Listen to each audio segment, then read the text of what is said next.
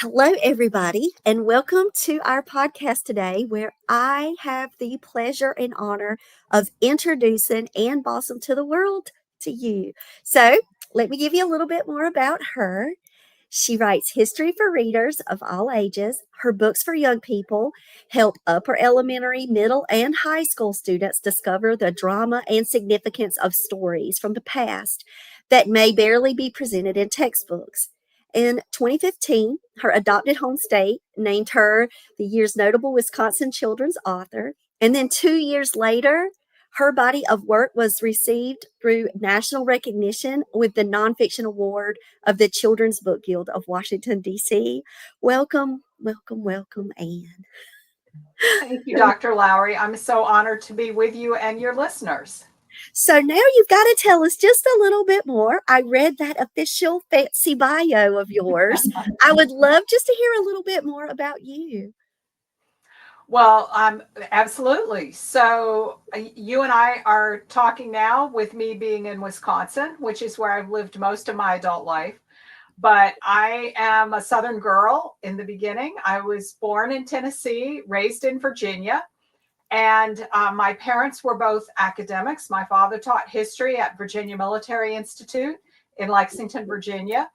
My mother taught everything from elementary school to college. And I had a lot of just free time, right? Because I grew up in the 60s, the 70s. We didn't have all these entertainment devices that we have now.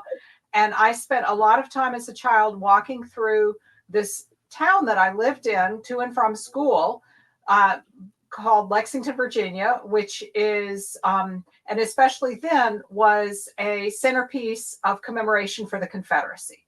And I studied history not once, but twice in grade school because Virginia does that, or at least it did then, and you would take your state history twice.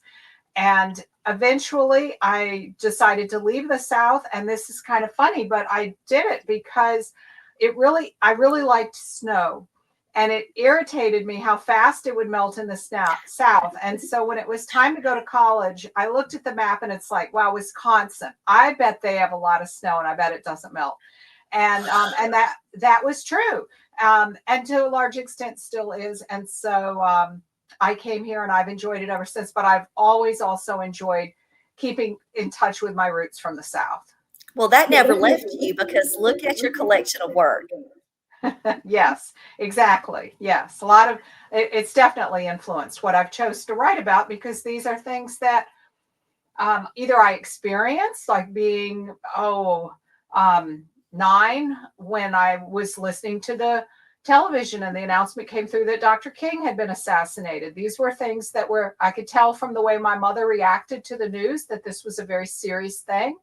And so instances of experiences like that definitely helped to influence me. And just growing up in the South at that time, my schools were segregated until 4th grade.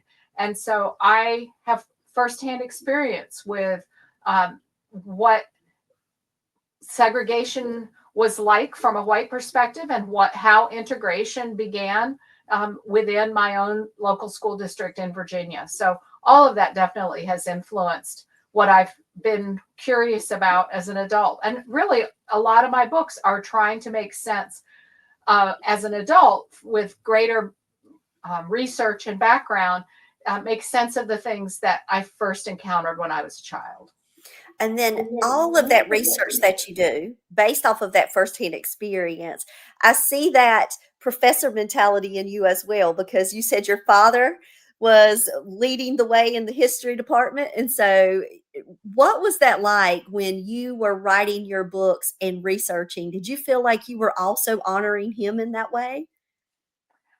Well, definitely. And I'm fortunate that I have long lived ancestors and parents. So I've had my parents with me until only a few years ago. So my father lived through, I don't know, the first 15 books or so that I wrote and was definitely proud of me. And one of the last experiences we had was me doing a program on one of my books at an assisted living place, and he was so tickled and spoke so thoughtfully and admiringly of me afterwards, that how fortunate that I was able to have that experience literally about a week before he died. He died That's unexpectedly. that's And beautiful. That's a that wonderful was memory, right? it was a real gift. And I really did miss him, though, this book especially, and my mom, because it's such a personal, the one that's just come out, White Lies, How the South Lost the Civil War, then rewrote the history, which is, it really ties my family experience together with an immense amount of research. I spent 5 years on this book. It's longer than I've spent on any project. It's the longest book I've written. It's written for teens, but it's also um, covers material that is new to adults and is definitely crossing over to the adult market, with people like me who didn't live in the South, but who were influenced by misconceptions about Mhm. what life had been like during slavery or during the Civil War and afterwards. So my dad, I would have really liked to talk to my dad about that. And then your mom, honoring your mom through all of the elementary, middle, young adult work that you've done and her history in education, right? Her career was in Right. education. So I know that you definitely have made them super proud of all Well, that you've accomplished. absolutely. And two things I'll add. For one, I dedicated the book both to them and to my son, my younger son, who helped me during COVID with some of the preparing some of the research. He did a lot of note card typing for me because I am a champion of using note cards to track research. And but also, there's a very personal author's note in the back of the book. And the publisher was very kind, Macmillan, and we included a photograph of my mom at about 8 or 9 years old, with four older generations of her family, going back to her great great great grandmother, who was the widow of a Confederate soldier. And so that side of the family grew up in Louisiana. They also had a relative who fought for the U.S. side of the Civil War. So there's a lot of personal history there. The quilt square on the wall behind me was sewn by the sister of that Civil War widow, the Confederate soldier widow. So um, I definitely had a family on my mind as I was um, putting that my own personal story within the context of the national story, which for me is what history is all about. It's Right. like, history isn't abstract. It's all our human stories folded together. So how do we um, research that and convey that in a way that resonates with you, resonates with the next reader, and we all are able to take things out of it that help us grow and learn. And I like how you said that it is for teen audiences, that was your, your scope, but you've seen the success with it as well in the adult world. And that just means that that's a family book, right? As well. Like, Right. That's yeah, such a great way to fam put yeah, like it. it's a It book is for a family families. book. Mhm. Yeah, for sure. Yeah. So honoring Like, your family in these little ways, and I started thinking about you're doing that same kind of thing. You're passing on an opportunity for young people to be with their families and to discuss these topics in a safe space through your work, through the research. And like you said, textbooks, how much do they give, right? Or right. misconceptions out there, how much are there? So thank you for diligently going through the research process, and shout out to your son for helping you with the note cards, because when we do put books out there, they matter and they can really help change and shape perspectives and ideas and help people on that right path. Absolutely. And I like to think of this as, for me, this was a healing journey. I had so many questions and so much confusion from my own childhood that I didn't really understand. And I couldn't place what I'd learned about things like the civil rights movement within the context of some of the vibes that came from that immersion in Confederate heritage. And I was trying to make sense of it I think in many ways through all of this writing that I did, but this book really brought me back whole. And I visited that hometown. I've been there twice since I was working on the book. Um, and uh, I, I, I respect and understand that community in ways that I was previously puzzled. And I have gained an appreciation for the range of perspectives that people brought to things like the Civil War or the rebuilding of the South and the reuniting of the nation that followed. So, talking about appreciation, people are appreciating your work because I heard a little birdie tell me that you have 7-starred reviews already. I do. I didn't know that was possible. So let's go through that experience. So when you received that first notification, how did that feel after all of the years and the heart that you had put forth in this book? You've got to take me to that moment. Well, probably first it was relief, because you always are hopeful that you'll get good reviews, but stars are rare, right? And so the review was really positive. I believe that's the one that has the line that the book is essential reading. Yes, And Kirkus, I believe. Let me double check. I yes, don't want to yes, that was misquote. purpose. And Yes. I think that's right. And then it's like, great, I've gotten a star because you and your listeners may have yourselves experienced either through publishing or other aspects of your life, of course, how disruptive COVID was. Mhm. And one of the things it disrupted for authors was the review process. And for a while there, we were not getting as many reviews. We were not getting as many starred reviews. And so, the first one was just like, oh, whew, it seems to be working again. And and then as they kept coming in, after a while, my publisher was so excited. I didn't even know anymore how to be excited because I'd never been to that stratosphere before. So it really Right. was remarkable and very affirming because this book had been hard. It's yes, thank you. And I can hold up the Yes. actual book here. There it Here it is. is. I'm Yeah. trying to show if everybody like there's that special Although I think star we're mine's talking not about. mirroring properly, but Yeah. um, but it's it was a challenging project, and so not all of the a lot of the history was hard to sit with, and that was a long time to sit with it. And so to be able to have that affirmation that okay, that hard work was worth it. People are getting it. They're understanding what the publisher and I were trying to do. The book is making sense. It's working. I mean, you can't be any happier than that. Right. You just want your book to get read, right? And this was the it was like the lights on a runway that said this book will find an audience.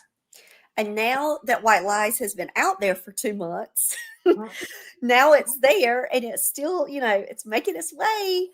Talk to me about like a decompression moment. Like you said, you've had all that build up and it was really hard to sit with, but now that it's out there, are you finding times just to breathe and kind of enjoy the moments? I did some of that this summer while the book was being printed because there's this lag of several months while you can't change it. It's Yes, out of it's your done. hands, and it's not in the warehouse yet, so you get a bit of a reprieve. And um, I have, what for better or for worse, this quirky brain that doesn't mix it doesn't do a good job of mixing multiple stories in my head at the same time. So I can't really watch and in the evenings watching television is very relaxing, or watching a TV series or something, but I can't really watch series because if I'm watching something episodic, then the next day it's like, oh, I wonder what's going to happen tonight. And it's Yep. like, I don't want that in my head. I want to be thinking about the book. And so everybody kept talking about, what was it? Call the Midwife. And I had never watched any of it. And I didn't binge it, but I did sit there and watch an episode a night for a couple weeks. And that was so satisfying. And then it was like, okay, I can set some of this aside. I'll come back to it another time. But that sounds so trivial, but No, it's not. That's your way, right? Like, that was one thing I did. I got to garden more. I got to see my friends more. I got to, I'm a big theater fan, and the summer theater season started near me, and I got to go stay overnight and go to this lovely outdoor theater and enjoy that. So things like that were very therapeutic. and celebratory. Absolutely. Yes, Yes. because wow. So I'm looking and I'm seeing that you've got that bestseller banner 2 months out. You have got your Goodreads all looking beautiful, everything, just great success for you. But this isn't just the only book. Like when you say a collection of books, talk me through kind of like some highlights of your career. Hmm.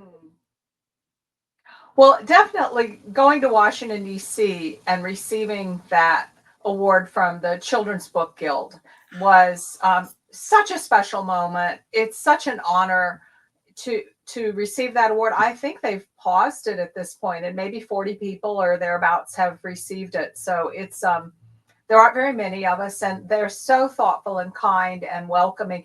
And man, do they know their nonfiction, because that's their jam, right? So I really felt like I was in a room packed with super readers or something.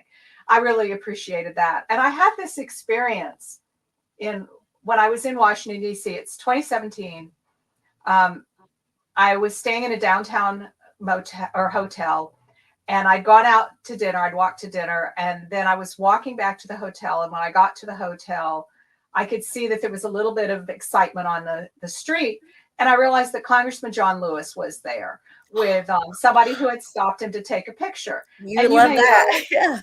you may know I've written a book about Congressman Lewis called Freedom Riders, about Yes. him and Yep. particularly another freedom rider, Jim Zwerg, and um, and that we became acquainted after that, and we kept running into one another. I would, um, uh, he came to Beloit College, where Jim Zwerg and I were alums, and gave a speech there. And so it got to the point where we recognized, I mean, he recognized me. I, of course, recognized him, but I knew him. And we chatted for a minute after the picture had gotten taken. And then he was getting ready to get into a car, and he turned around and he looked back at me and he said, "Keep writing." And I tell you that in the midst of a dark project like White Lies, hearing his voice, seeing him standing there, and when John Lewis told you something, you took it seriously. He meant it, and that it's like, okay, I can do this. I'm going to keep writing because I know he's got my back. That reminds me of a talk that I heard him speak about once of the struggles he had with getting a public library card and Exactly. how Yeah. he was denied a library card. And then here he is now, right? And in a book written by you and other authors, celebrating his life and his work, God rest his soul. And I just want to say, like, that to me is like a power moment where you get those opportunities. Just it seems simple or just nonchalant, but that's a power moment that you had meeting him on the street again and getting that Totally. affirmation. Yeah, totally vicariously. And again, as you're pointing out, somebody who struggled to get a library card, then turning around and encouraging somebody to write more books. That's That's it. completes the circle, doesn't it? Yep. And write books that can be hard. Yeah, yeah, yeah. Yeah. Because Mhm. it so matters. And that's what this show's about is celebrating books that matter. So White Lies is out there. It is doing so well. I am so blessed to have you on the show, Anne. I've got to ask you, you said you did note cards. You said it took you 5 years of research. I know that you put your heart and soul to this. I want you to think about all the listeners out there who may be considering nonfiction writing what could be some words of advice that you would love to give them as we close? Well, write about something you care about. I always say I don't pick a topic quickly. It's like going on a really long date, and you don't want to hate the person by the time you're done. So pick something that you care about because your passion will come through. And And I believe and your books have picked you. I believe your topics have no, chosen for you. sure. Yeah. Yes, no, and I think that that definitely happens too. It's there's a the universe puts us together in Yeah. ways that are surprising, but surprisingly right. And then, find a circle of writers that you can share your work with. And I had a critique group for 20 years that, COVID kind of put slowed that down too, but we're still the best of friends. And having a community that supports you, working with a group like the Society of Children's Book Writers and Illustrators. I'm sure you talk about that, SCBWI. Yes. Yes, I'm a That PAL member. That's my, yes, we Yes, love, exactly. yes. That definitely is a helpful organization. And then you do have to do self-care, right? Dr. Yep. Lauer, you have to pace yourself because this is a tough industry. And if you're in it for, more than one project, then you have to set a pace that is fair to you, fair to your family, fair to your community, and leave space for you to be a human because you're going to need that to get all the way through. Yeah, I love it. So where could people find your books? I know the answer. I want you to share. Well, I have a website, of course, which is just my name, annbausum.com, and that's ANN, no E, Bausum, be like boy, AUSUM.com. When my dad was a professor, they called him Awesome Bausum, so that's how you know to pronounce my name. And you can order books through my website. There are links from every book that'll take you to Amazon. If you have a local bookstore, though, I'm all for buying local. Take your money to that independent bookseller that's there for you. Even if the book isn't in stock, they will order it. And just about any place you buy books will either have my books in stock or be able to order them. All right. Well, thank you so much. I want to just tell you just how wonderful it's been to spend this time with you and hearing your stories, journey. And I just wish you all the best of luck in the future on this project, on future projects, and all that the Lord has in store for you. So I'm so thankful for the time. Well, thank you, and may I extend the same wishes back to you and to your listeners. What a Thank warm circle this has been. Thank you you. for bringing me in. Thank you. All right, guys. I'll check you guys out later. Bye.